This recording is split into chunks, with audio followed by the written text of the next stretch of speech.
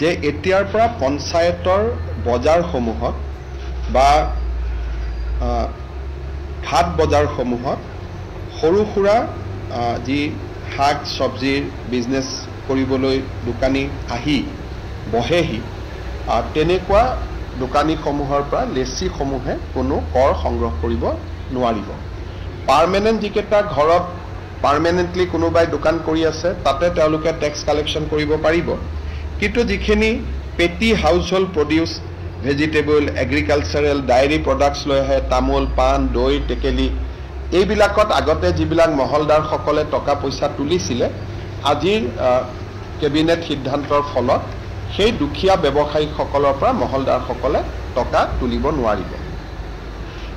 ইয়াৰ উপৰিও যিসকল মহলদাৰ হ'ব তেওঁলোকক কিছু দায়িত্ব দিয়া হৈছে যাতে বজাৰখন চাফ চিকুণকৈ ৰাখে আৰু বজাৰৰ মহলদাৰসমূহে যাতে বাকী দোকানীৰ পৰা অতিৰিক্ত টকা তুলিব নোৱাৰে তাৰ বাবেও আমি প্ৰত্যেকবাৰে নতুন বজাৰ লোৱাৰ আগতে পুলিচ ভেৰিফিকেশ্যনৰ ব্যৱস্থা কৰিছোঁ।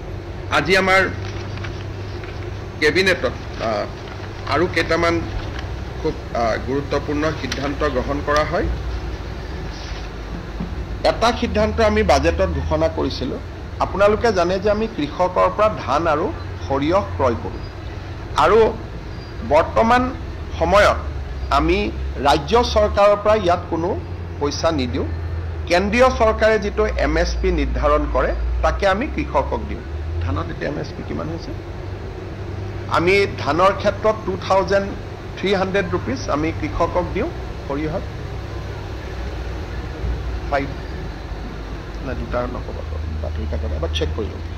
আমি ধান আৰু সৰিয়হৰ ক্ষেত্ৰত কেন্দ্ৰ চৰকাৰে যিটো দিয়ে সেইটোকে আমি কৃষকক দিওঁ, কিন্তু আজিৰ পৰা আমি এটা সিদ্ধান্ত লৈছোঁ যে 1 এপ্ৰিল তাৰিখৰ পৰা কেন্দ্ৰ চৰকাৰে কৃষকক ধানৰ বিনিময়ত যিমান টকা দিয়ে তাৰ লগত 250 টকা ৰাজ্য চৰকাৰেও দিয়ে। যদিও ধানটো আমি নাৰাখোঁ, ধানটো FCIক দিয়া যায়, তথাপিতো ৰাজ্য চৰকাৰে কৃষকক অতিৰিক্ত বোনাছ হিচাপে 250 টকা 1 এপ্ৰিলৰ পৰা দিয়া আৰম্ভ কৰিব। ঠিক তেনেকৈ সৰিয়হটো আমি ক্ৰয় কৰি নাফেডক আমি দি দিওঁ, কিন্তু তাতো ৰাজ্য চৰকাৰে 1 এপ্ৰিলৰ পৰা 500 টকাকৈ অতিৰিক্তকৈ দিবৰ বাবে সিদ্ধান্ত গ্ৰহণ কৰিছে প্ৰতি কুইণ্টলত। অৰ্থাৎ প্ৰতি কুইণ্টলত ধানৰ বাবদ কৃষকসকলে 250 টকা অতিৰিক্ত পাব, সৰিয়হৰ ক্ষেত্ৰত 500 টকা কৃষকসকলে অতিৰিক্তকৈ পাব per quintal. This is over and above the present MSP। আমাৰ ৰাজ্যৰ ইতিহাসত প্ৰথমবাৰৰ বাবে ৰাজ্য চৰকাৰে কৃষকসকলক অতিৰিক্ত বোনাছ দিয়াৰ বাবে সিদ্ধান্ত গ্ৰহণ কৰিছে। ইয়াৰ ফলত মই ভাবোঁ যে আমাৰ ৰাজ্যত খেতিক লৈ আৰু উৎসাহ বাঢ়িব আৰু আমাৰ নতুন প্ৰজন্মৰ যুৱক যুৱতীসকলে খেতিত নিজকে বিনিয়োগ কৰিবলৈ তেওঁলোকে সিদ্ধান্ত ল'ব।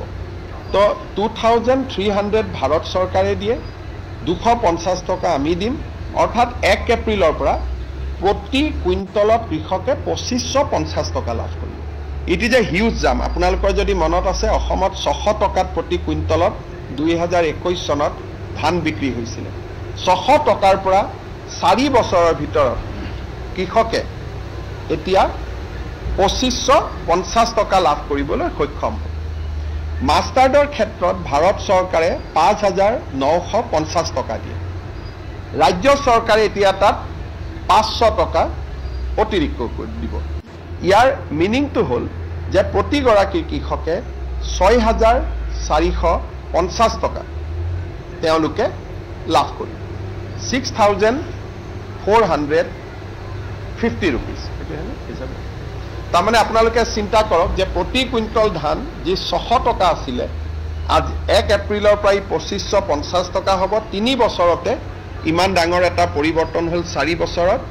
আৰু আমাৰ সৰিয়হৰ ক্ষেত্ৰত আমি 6450 টকা কৃষকক দিম, 5950 টকা ভাৰত চৰকাৰে দিব, 500 টকা ৰাজ্য চৰকাৰে।